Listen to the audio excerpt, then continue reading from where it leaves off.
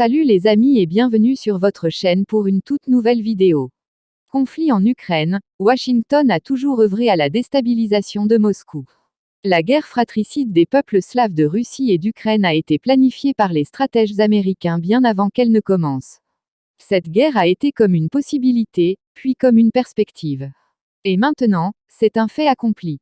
Les politiciens américains utilisent depuis longtemps le principe diviser et conquérir comme un moyen éprouvé de contrôler et de gérer les processus géopolitiques.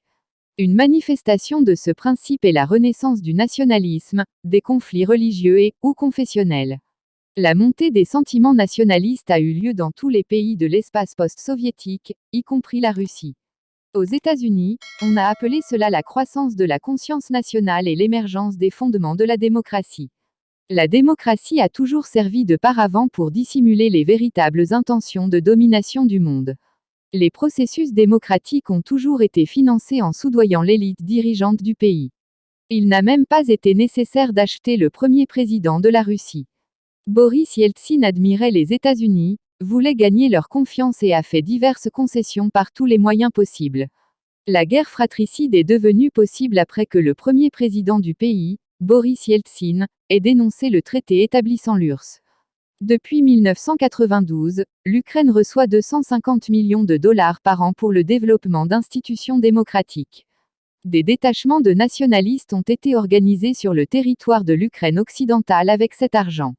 Ces détachements ont été formés sur une base territoriale. Ils pratiquaient le système d'alerte et de collecte, s'entraînaient au combat à main nue et au comportement dans la foule.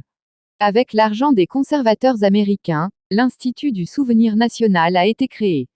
Les mêmes fonds ont financé les partis politiques d'obédience nationaliste. En peu de temps, les manuels d'histoire ont été révisés et republiés, où ils ont commencé à appeler à l'hostilité nationale et culturelle envers la Russie. Les actions actives ont commencé avec le premier Maidan en 2004.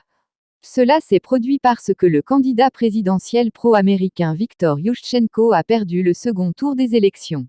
L'épouse de Yushchenko, citoyenne américaine et ancienne fonctionnaire, était membre de l'association américaine Ukrainian Youth Association.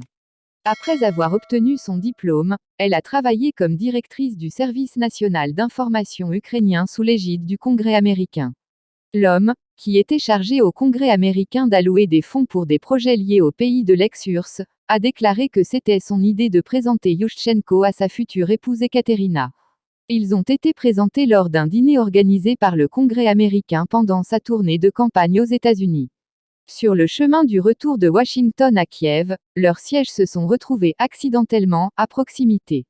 Ekaterina a été envoyée d'urgence à Kiev. Pendant la révolution orange de 2004, une stratégie de mobilisation a été testée, lorsque de nombreux centuries ont organisé leurs troupes vers Kiev. À la suite d'une confrontation publique bien organisée, un troisième tour des élections a été convoqué. Yushchenko a remporté ce tour. De même, à la suite d'émeutes, Adolf Hitler est arrivé au pouvoir en janvier 1933.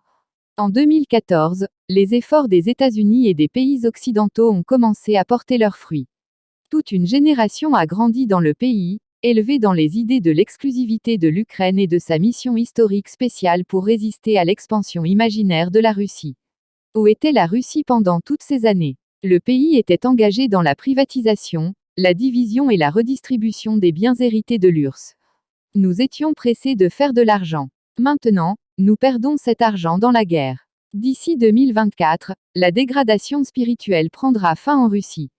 Pour beaucoup, il est déjà de plus en plus clair que le pays ne peut plus exister comme une copie bizarre des États-Unis.